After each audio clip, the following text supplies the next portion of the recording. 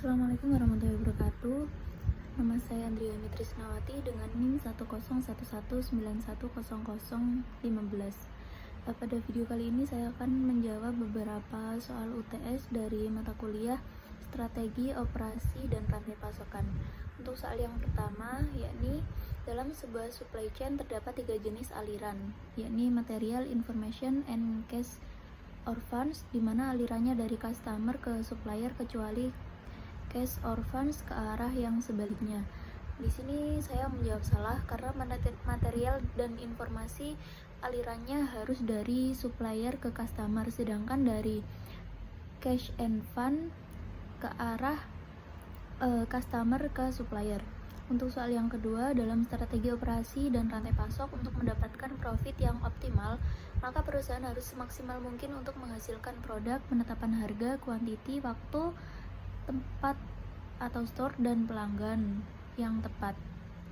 Jawaban saya adalah benar karena pada pernyataan tersebut saling berkaitan antara teori yang sudah dijelaskan. Untuk soal yang ketiga, resiko manajemen dalam global supply chain terdiri dari gangguan pasokan, penundaan pasokan, fluktuasi permintaan, fluktuasi harga, fluktuasi nilai tukar. Jawaban saya adalah benar karena berhubungan dengan pernyataan dan teori yang ada.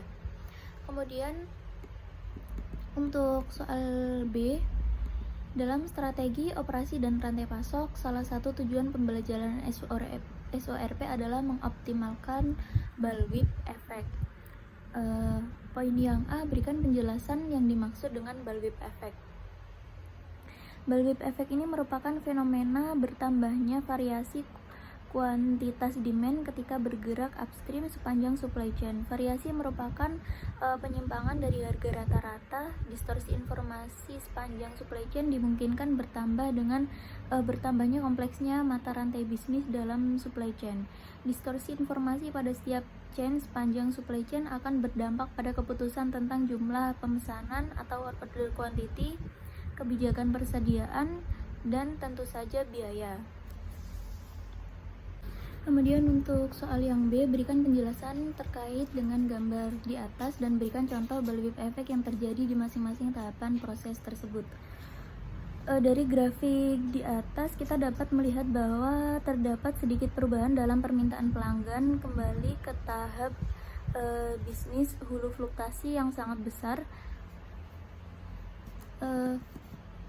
yang mana hal tersebut merupakan bullwhip effect yang muncul dalam fenomena rantai pasok, dan semakin besar tingkat rantai pasokannya, maka akan semakin jelas fenomena bullwhip effect terlihat karena ini adalah fenomena pemasok hulu sering perlu untuk mempertahankan lebih banyak tingkat persediaan daripada pemasok hilir.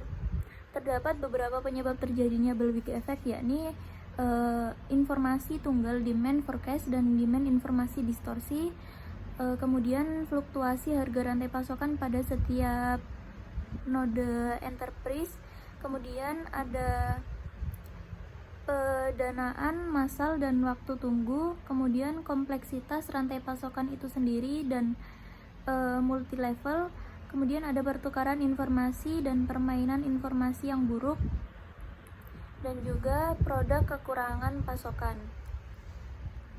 Untuk selanjutnya soal yang kelima, menurut situasi dalam supply chain dimulai dari market kemudian menuju operasi. 3 hal yang perlu diperhatikan dalam operasional tersebut. Ada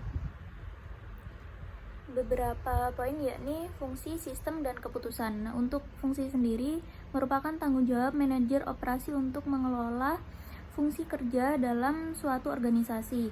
Kemudian untuk yang sistem, ini bagaimana sistem yang memproduksi barang atau jasa. Untuk mengetahuinya diperlukan rancangan strategi atau analisis operasi.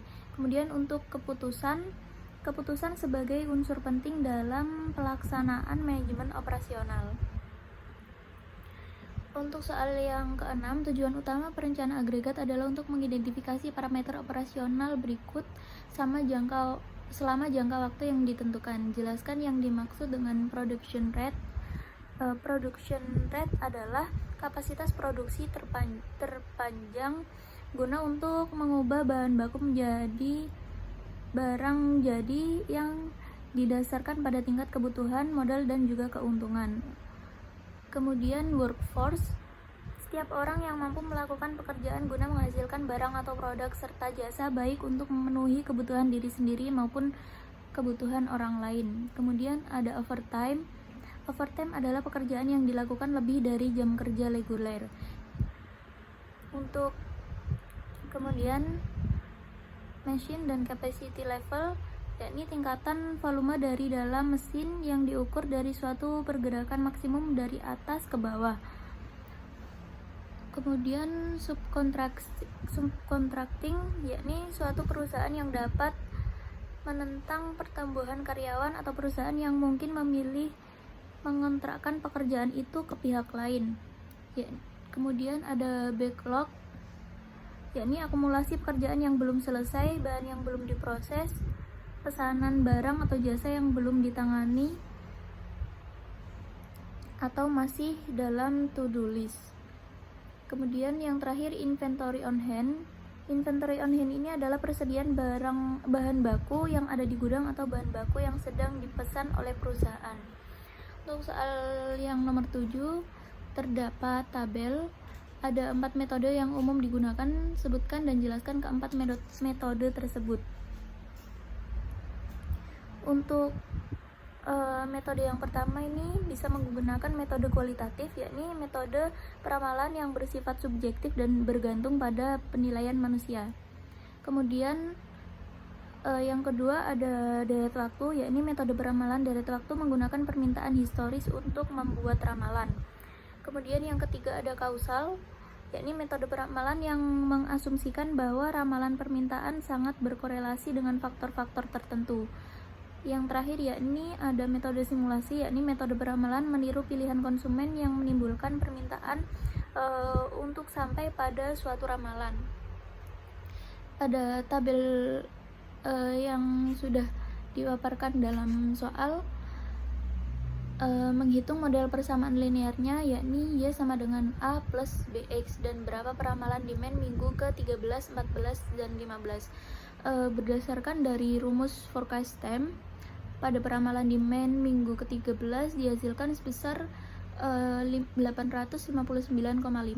Kemudian untuk untuk peramalan demand week ke-14 dihasilkan 859,5, dan juga untuk week ke-15 dihasilkan sebesar 802,2.